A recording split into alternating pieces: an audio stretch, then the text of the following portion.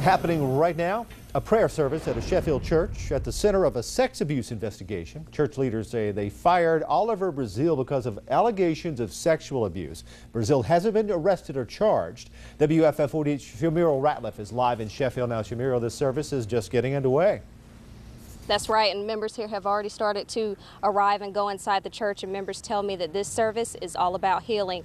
Now, church members say that Brazil admitted to them that he had an inappropriate relationship with a young member of the church sometime in the 90s. Church officials say the invitation to the prayer service goes beyond the members. They say everyone is invited, and as I said before, this service is all about healing.